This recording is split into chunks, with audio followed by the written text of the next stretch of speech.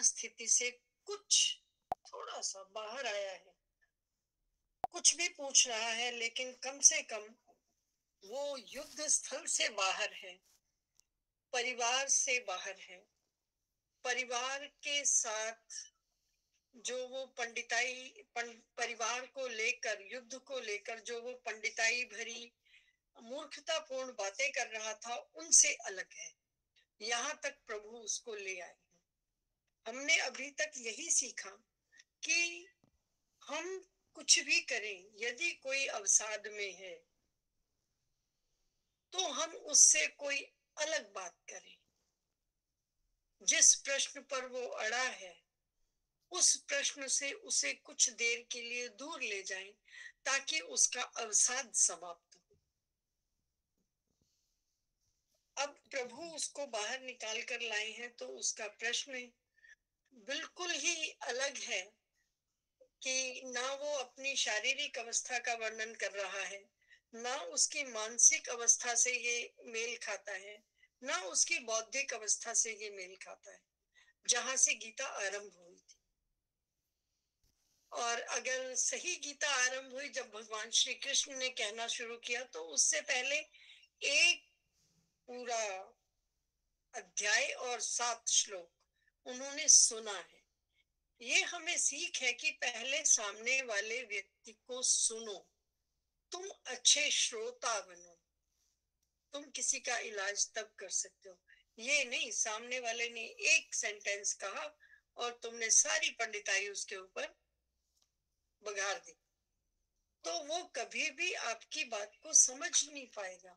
आप उसको पहले समझे ही नहीं तो उसकी समस्या क्या तुम हल करोगे? पहले उसको समझो, पहले चुप रहो, पहले श्रोता बनो, फिर उसको श्रोता बनाओ, फिर उसको वहां से बाहर निकालो। अभी तक हमने गीता जी से ये सीखा। आगे वो कहते हैं कि अब अर्जुन का प्रश्न था, स्थित प्रज्ञस्य का भाषा समाधिस्थस्य केशव, स्थितधीहि किम प्रभाषेत किम आसीत व्रजेत किम। कि स्थिर प्रज्ञ जिसकी बुद्धि अचल हो गई, उससे पहले वाले श्लोक में आया था अचला बुद्धि, श्रुति विप्र प्रतिपन्ना बुद्धि, जो एक जगह समाधिस्थ हो गई है, स्थिर हो गई है, अर्थात उसने अपने लक्ष्य को जान लिया है और वो जानता है कि मेरा लक्ष्य ये है। जब वो स्थिर बुद्धि आ गई है जो किसी भी प्रभाव से विचलित नहीं होने वाली है, अचला बुद्धि है, ऐसा बुद्धि वाला क्या बोलता है, कैसे बोलता है, कैसे चलता है, क्या क्या उसके विचार होते हैं, इस तरह की बात की है कि ऐसे पुरुष के सबसे पहले उन्होंने 4 क्वेश्चन किए हैं। पहला किया है स्थित प्रज्ञ से, कि वो कि उसके लक्षण क्या है, कैसे पता चलेगा कि कोई स्थित प्रज्ञ है। दूसरा प्रश्न है कि स्थिर बुद्धि पुरुष किम प्रभाषित, वो बोलता कैसे।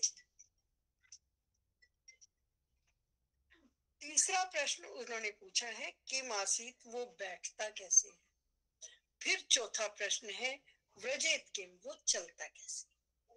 4 प्रश्न अर्जुन ने एक साथ किए और इन प्रश्नों के साथ प्रभु को ये पता चल गया।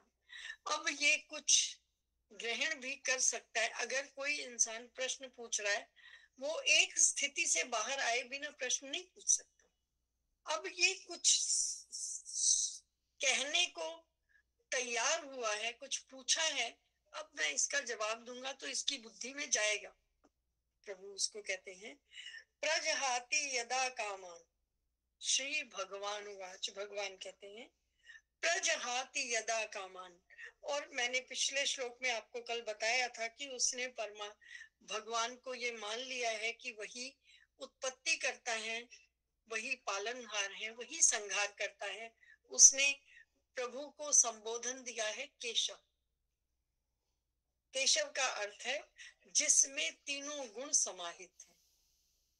ब्रह्मा, विष्णु और महेश के तीनों गुण जहां समाहित हैं, उस परम पिता परमात्मा के आगे उसने वो प्रश्न किया है। और वो क्या कहता है?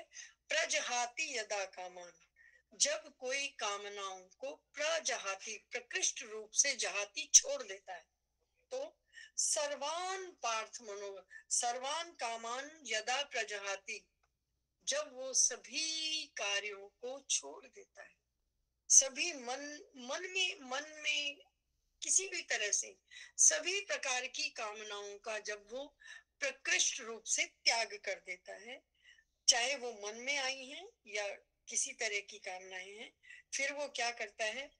आत्मनेव आत्मना तुष्टा, जब वो अपने अंदर से संतुष्ट हो जाता है, अपने अंदर स्वयं से संतुष्ट हो जाता है, अर्थात उसके अंदर कोई, जब किसी के अंदर कोई कामना नहीं रहेगी तो उसमें आशा नहीं रहेगी, आशा नहीं रहेगी तो तृष्णा नहीं आएगी, तृष्णा नहीं आएगी तो वासना नहीं आएगी, और अगर ये सब नहीं है तो फिर वो अपने आप में संतुष्ट हो जाएगा।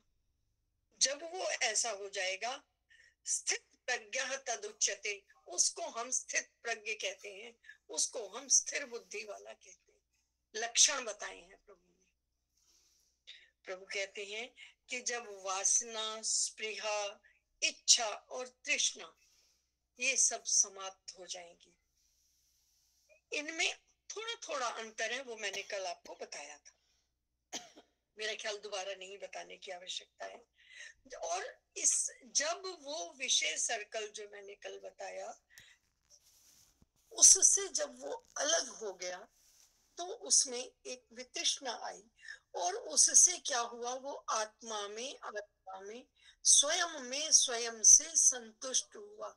एक ये है कि तुमने, एक मैंने इच्छा की, तुमने उसकी पूर्ति की और संतुष्टि हुई, तो फिर दोबारा इच्छा पैदा होने की पूर्ण गुंजाइश है।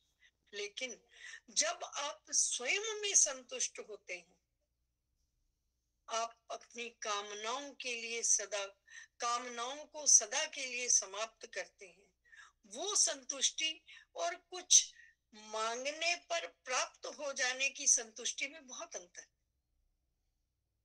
जब आपने कोई इच्छा रखी, वो पूरी हो गई, वो जो संतुष्टि है वो दूसरी कामना की तरफ आपको बढ़ाती है, कि अगर एक बार मांगने से मिला या एक बार बाजार जाने से मिला तो मैं दोबारा भी कुछ प्रयास कर सकता हूँ।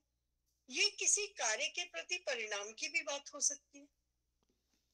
जब ये सब समाप्त हो जाएगा, जब इन भावों का अभाव हो जाएगा, तब क्या होगा? तब आप अपने आप में संतुष्ट रहेंगे कि ठीक है,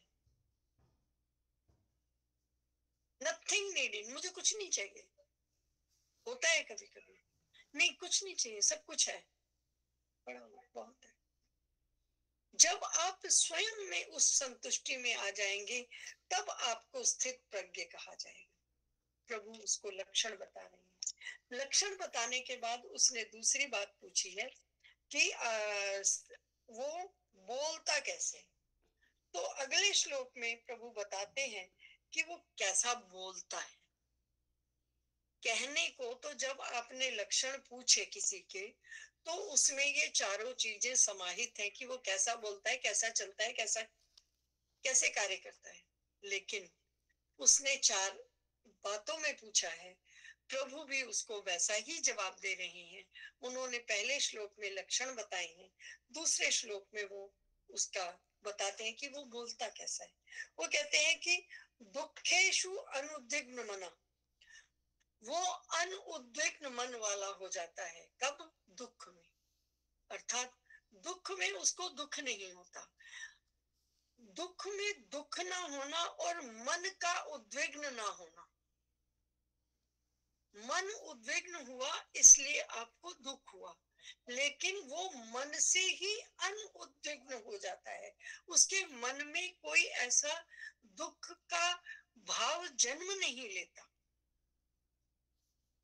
पहली बात।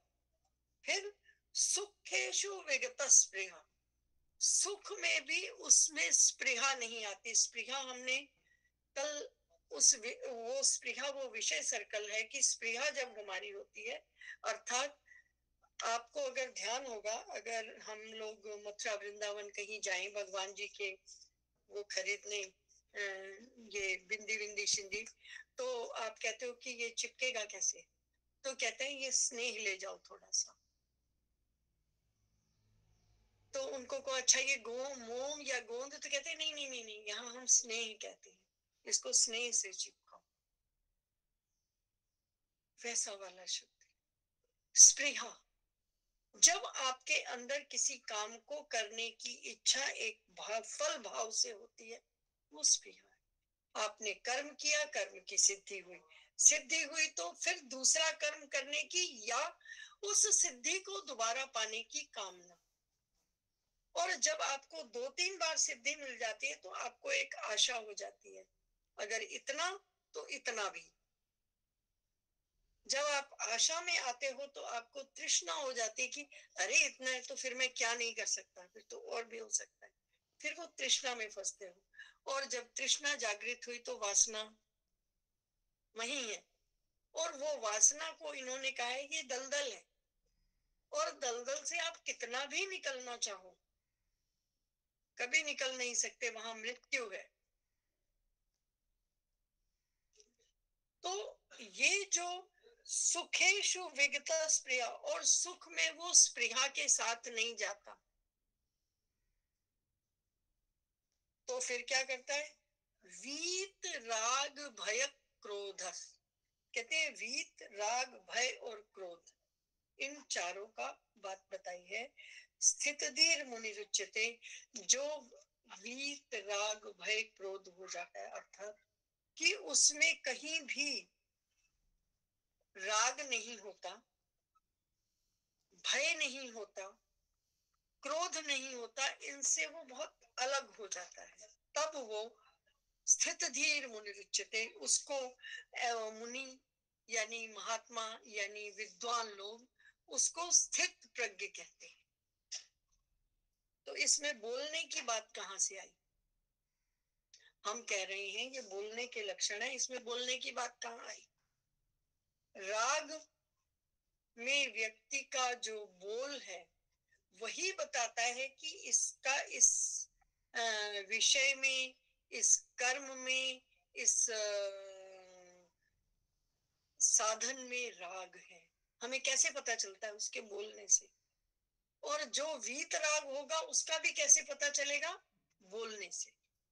मैं चुपचाप बैठा हूं, मुझे चाहिए या नहीं चाहिए तो बोलना होगा ना, तो राग युक्त वाणी का वो त्याग करता है। और क्या करता है, उसमें भय नहीं होता, कुछ खोने का भय, कुछ ना पाने का भय, जो मिला है उसके खो जाने का भय। वो कहते हैं पहले प्राप्ति, फिर रक्षण, फिर अनुरक्षण। हम बस इसी में फंसे हैं, पहले कि हमें मिल गया, वो बढ़ना चाहिए, एक बात, बढ़ने के साथ साथ उसकी संभाल भी हो जाए, वो बहुत अच्छी बात, और बढ़ भी जाए और रक्षा भी हो जाए, इससे तो बल्ले ही बल्ले। तो वो इन सब भयों से मुक्त है, जो भय से मुक्त हो गया है और जिसके क्रोध नष्ट हो गए हैं। जब हम किसी भी कार्य के प्रति आसक्त होते हैं तो ये 3 भावनाएं हमारे अंदर जन्म लेती हैं। अगर हमारा नुकसान हो जाए, आप ये देखो, एक आदमी बिजनेस करने चला, सुबह से शाम तक उसने 26 ग्राहकों से कमाई कर ली, 27वां ग्राहक आया, 700 रुपए का सामान था, 1000 रुपए का सामान था, गलती से 500 लिखा गया और उसने 500 का बेचा। उसको तब समझ नहीं आया, तब तक उसके हिसाब से 27 के 27 से उसने कमाया था। रात को जब वो गल्ला संभालने लगा, उसको पता चला अरे ये तो 1000 का सामान था, मैंने 500 में बेच दिया, ये गलती से मैंने देखा ही नहीं और इस पे 500 लिख दिया। उस समय किसी की गलती नहीं है, सेल्समैन ने जो आपने लिखा उसी पे बेचा है आपका सामान, लेकिन गल्ला संभालते हुए आप जान पाए कि 1000 रुपए की चीज 500 में चली गई। घर आके पत्नी ने कहा कि आओ खाना खाओ, बैठो, वो तो कुछ मत पूछ, आज तो बहुत नुकसान हो गया। हम जो 26 लाभ हुए उनकी बात नहीं करते। अगर 26 लाभ के साथ आप आ गए, 27वां आपका नफा नुकसान नहीं हुआ, तो आप उसने कहा आओ खाना खाओ, हाँ हाँ आया, चल तू डाल, मैं हाथ धो के आया। वो ये नहीं पता था कि मैं 26 जगह कमा के आया हूं। वो मान कर चलता है, उसकी वो आशा के अनुरूप है। वो उस समय अपना फायदा नहीं बताता, उसको फायदा मतलब उसको लगता है दिस इज नॉर्मल। लेकिन जब एक नुकसान हो गया, उस समय वो 26 नफे नहीं सोचता। एक नुकसान क्या, आज तो नुकसान हो गया, पूरे दिन में कुछ कमाया कुछ ना, आज तो नुकसान हो गया, मेरा तो खाना खाने को मन नहीं है, तेरे को अपनी पड़ी खाने की। तो जो विगत स्पृहा हो गया है, जो इन सब से ऊंचा हो गया है, क्यों नहीं वो मान लेता कि कोई बात नहीं, उस 500 में मेरा 100-200 प्रॉफिट होगा, उसको छोड़ो, मेरा नुकसान 100-200 का हुआ है, 26 में से मैंने कमाया है, 100 उसमें से घटा दूं, नुकसान पूरा हो गया, 25 से मैं कमा के चुका हूं ना, मेरा नुकसान हो गया। अगले दिन आके वो कोई भी चीज बेचने से पहले देखेगा कि इसमें नुकसान तो नहीं हो रहा, पर्ची ठीक लगाई है कि नहीं लगाई। अब वो जिसमें ठीक भी लगाई है उसके पीछे पड़ा हुआ है और उसको स्वयं पर गुस्सा आ रहा है। किसी पे गुस्सा नहीं है उसको, पर्ची उसी ने लगाई है, सेल्समैन को वो कुछ कह नहीं सकता, जो ग्राहक लेके गया उसको भी वो कुछ कह नहीं सकता, स्वयं पे गुस्सा है, मैंने ऐसा क्यों किया, और उस गुस्से का शेयर उसने घर में बांट दिया, मेरा खाने खाने को मन नहीं है। वो गुस्सा घर तक गया, उस खाने को जिस जिसने खाया उन सबको गुस्सा आया, क्योंकि वो अच्छी उससे आया ही नहीं, सामने गुस्से में आया। उस गुस्से के सारे ही नुकसान हो गए घर में। पत्नी भय में आ गई, उसको प्रेम नहीं आ रहा है, बच्चे ने कुछ कहा, अरे पापा इतने गुस्से में है, तू कहाँ अपनी लेके बैठा है, चुप हो जा, कल बात करेंगे। लो, उस बच्चे का क्या दोष है, और वास्तव में आपका नुकसान हुआ ही नहीं है, कमाई कम हुई है, नुकसान नहीं हुआ है, पर आप उस नुकसान को सोच सोच के सब जगह अपनी उस बात को फैलाई चले जा रहे हो, हर जगह नेगेटिविटी आ रही है। क्यों? क्योंकि आप में क्रोध आ गया है, और क्रोध की परिभाषा प्रभु ने शायद तीसरे या चौथे उसमें दिया है, क्रोधात भवति सम्मोहा, सम्मोहात स्मृति विभ्रमा, स्मृति भ्रंशात बुद्धिनाशो, बुद्धिनाशात पनश्यति। ये क्रोध के लक्षण है। जैसे यहाँ स्थित प्रज्ञ के लक्षण है ना, वहां क्रोधी के लक्षण बताए हैं। उसमें आता है कि क्रोध अगर हुआ तो उससे आपका सबसे पहले मोहन हो जाता है, आप पूरा सेंटेंस बोल नहीं पाते हो, क्रोध में आपकी वाणी अनर्गल हो जाती है, जिसको अभी यहाँ कहा गया राग की वाणी नहीं बोल पाते हो। जब आपको क्रोध आता है, आपके शब्दों का असामंजस्य बिगड़ता है, तो क्या हुआ, इसका मतलब बुद्धि का विभ्रम हो गया है, आपकी बुद्धि एक सेंटेंस नहीं बना पा रही है, और जब वो सेंटेंस नहीं बन रहा है तो इससे क्या है, बुद्धि का नाश हो गया है, और जिसकी बुद्धि ही नहीं है वो व्यक्ति जिंदा है क्या? पागल। हम पागल को हर समय माफ कर देते हैं। किसी ने कहा हर किसी के कर्म का परिणाम होता है, क्या पागल के कर्म का परिणाम है? बोले नहीं, पागल तो स्वयं कर्म का परिणाम है। किसी बात का फल है कि वो पागल है, लेकिन पागलपन में जो कर्म कर रहा है उसका कोई परिणाम नहीं है।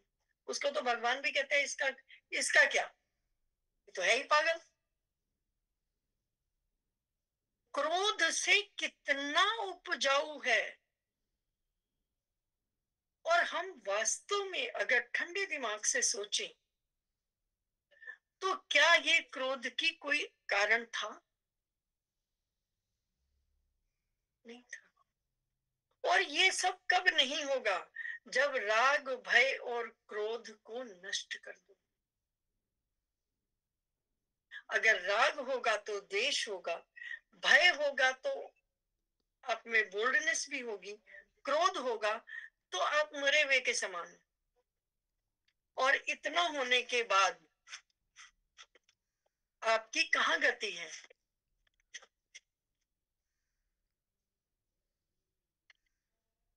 आपकी गति ही नहीं है। तो कहते हैं जब इन तीनों से आप विगत हो जाओगे, वीत हो जाओगे, जब इन तीनों से ऊंचे उठ जाओगे, जब इन तीनों से व्यक्ति ऊंचा उठ जाता है, जब वो ऐसे इन तीनों राग, भय और क्रोध से मुक्त होकर बोलता है, ऐसी वाणी जो ना राग युक्त है, न भय युक्त है, न क्रोध युक्त है, जब वो ऐसा हो गया तो उसको हम कहेंगे कि वो स्थिर प्रज्ञ है, वो स्थिर बुद्धि वाला है।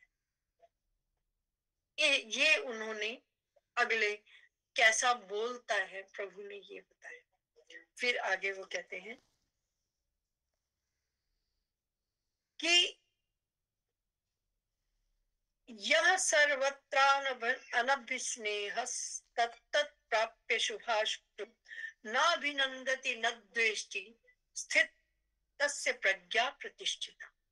कि जो सर्वत्र स्नेह रहित होकर उस शुभ और अशुभ वस्तु को तत् प्राप्य उसको प्राप्त करके, किसको? शुभाशुभम, शुभ और अशुभ को, न अभिनंदती, खुश नहीं होता है, न नहीं, अभिनंदती भली प्रकार से प्रसन्न होना, वो उसका अभिनंदन भी नहीं है, न द्वेष्टि, और उससे वो नफरत भी नहीं कर रहा है, उससे द्वेष भी नहीं करता है।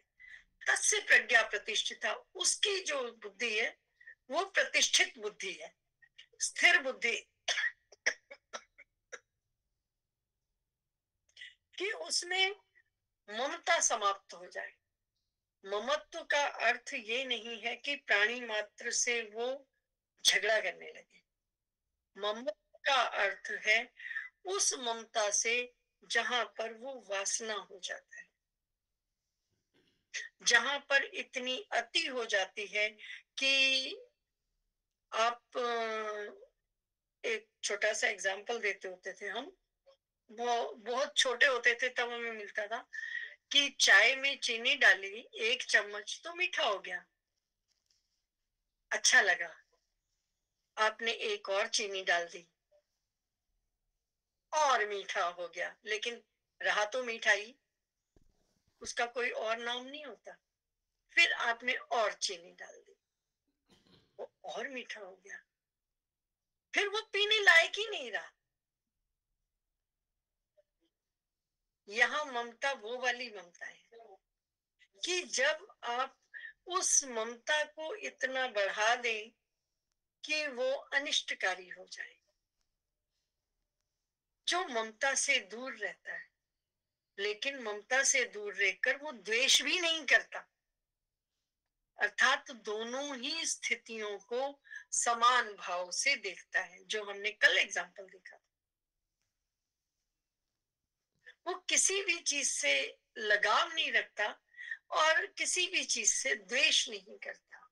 ऐसा जो व्यक्ति है, जो उसके सामने कुछ शुभ आए या अशुभ आए, उसके उस कार्य पर उसका कोई असर नहीं होता। ये नहीं कि हम आपस में कहें कि नहीं नहीं नहीं नहीं, मैं तो कुछ नहीं मानती, बिल्कुल नहीं, और बिल्ली काट गई तो सोच रहे हो जरा मुड़ के 2 मिनट खड़ी होके चलती हूँ।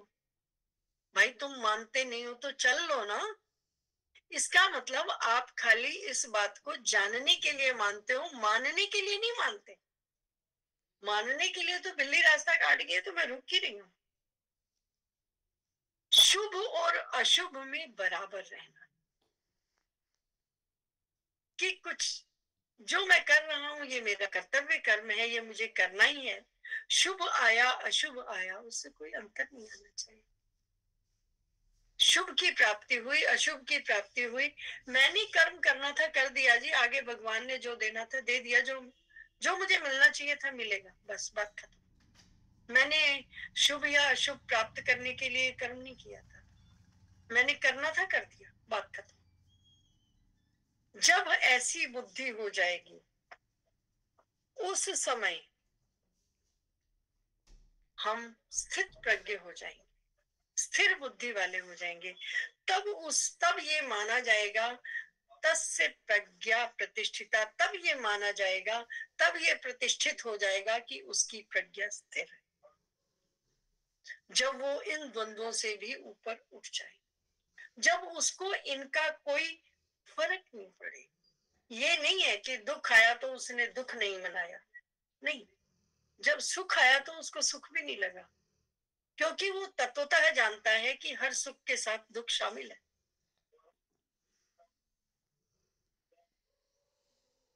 तो जब हम इस स्थिति में आ जाएंगे तब हमारी बुद्धि स्थिर मानी जाएगी, प्रभु कहते हैं। अब इस स्थिति तक आने के लिए व्यक्ति को अपने बहुत सारे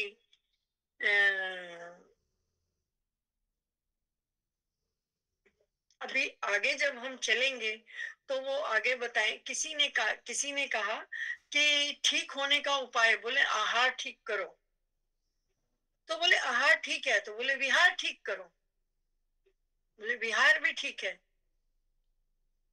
तो कहने लगे ये दोनों ही ठीक नहीं है। अगर आहार और विहार ठीक हो तो फिर ठीक है और नहीं है का ये भेद ही मिट जाएगा, क्योंकि वहां उजाला होगा, अंधेरा नजर ही नहीं आएगा भाई। आहार विहार ही ठीक होना चाहिए। 9वें अध्याय में बहुत अच्छे से बताया है कि आपका आहार क्या होना चाहिए, आपका विहार क्या होना चाहिए। एक एक चीज का असर होता है, आप क्या खाते हो, कैसे चलते हो, क्या देखते हो, कहाँ रहते हो, एक एक चीज का आप पर असर होता है। उस असर से जो दूर है, जिस पर उस असर का असर ना हो, वो स्थित प्रज्ञ। तो प्रभु के तो उसके बाद ये कहा गया कि कैसे ऐसा व्यक्ति हो सकता है वास्तव में। प्रश्न आया कि क्या ऐसा व्यक्ति वास्तव में हो सकता है, तो कहते हैं हो सकता है। कि कैसे, तो कहते हैं यदा संहरते चायम कूर्मोंगानी सर्वश इंद्रियाणि इंद्रियार्थेभ्यस्तस्य प्रज्ञा प्रतिष्ठिता। कहते हैं कि जैसे कछुआ होता है ना, वो क्या करता है, अपने अंगों को बाहर निकालता है, और जैसे ही खतरा, वो बहुत कमजोर प्राणी है कछुआ, अगर वास्तव में कछुए को जरा भी खरोंच आ जाए तो कछुआ मर जाता है, वो जी नहीं सकता, बहुत नाजुक है। लेकिन उसकी भी ऊपर वाले ने सुरक्षा की है कि उसको कवच दिया है बहुत स्ट्रॉन्ग, जो जल्दी से टूटता नहीं। खाली चील तोड़ सकती है उसके कछुए की, उसको चील भी क्या करती है, उसको जमीन से उठाती है कवच समेत, क्योंकि वो तो अपने कवच में आ जाता है। उस कवच में आती है चील, उसको उठाती है और 150 फुट से ऊंचा ले जाती है, खूब ऊंचाई पर ले जाके फिर वो किसी पहाड़ी को देखती है और उसको छोड़ देती है। नुकीली पहाड़ी के ऊपर उसको ऊपर से गिराती है, और जब वो इतने वेग से नीचे गिरता है तो उसके नीचे वो पहाड़ी चुभती है और उसका कवच समेत वो टूट जाता है, फिर उसको खा जाती है।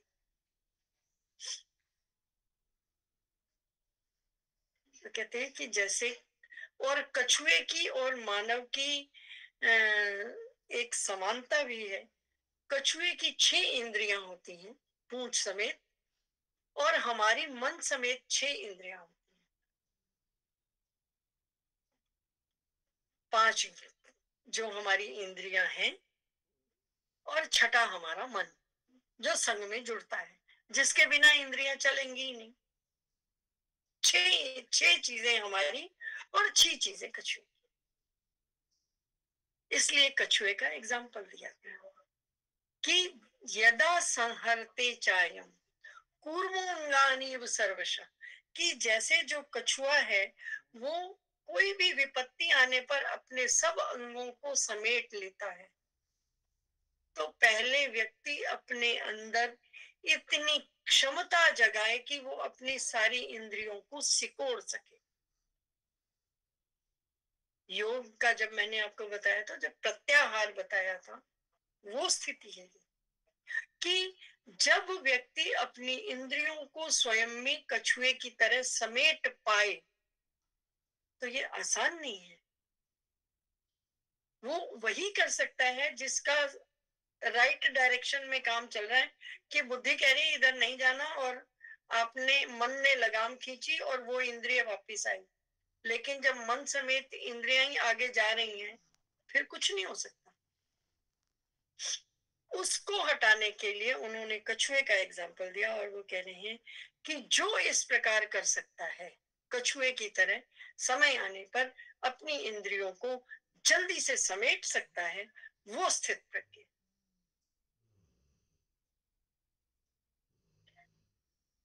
श्री कृष्ण गोविंद हरे मुरारी, हे नाथ नारायण वासुदेव।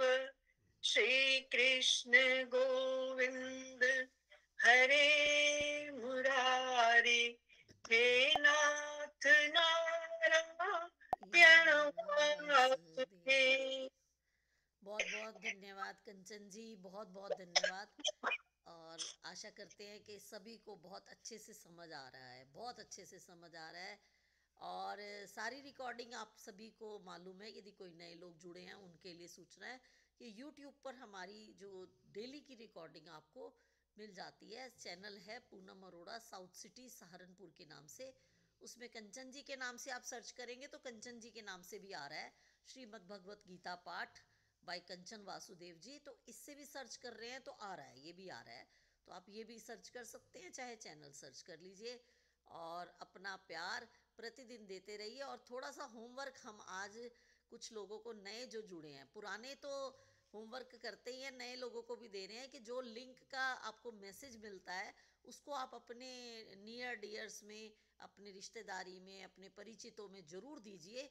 और एक बार, जैसे हम वैसे भी तो कॉल कर लेते हैं, एक बार कॉल करके ज़रूर उन्हें इसके बारे में ज़रूर बताइए, क्योंकि बताने से अनुभव जो है वो ज़्यादा जल्दी समझ आता है, अदर देन के एक मैसेज भेज दें। यदि आप अपना अनुभव शेयर करेंगे तो उनको भी लाभ होगा, जो हमारे प्रेमी हैं, हमारे परिचित हैं, हमारा परिवार है। धन्यवाद कंचन जी। और अब हम श्री सुंदरकांड जी का पाठ प्रारंभ करते हैं स्नेहलता जी के साथ, बड़ी श्रद्धा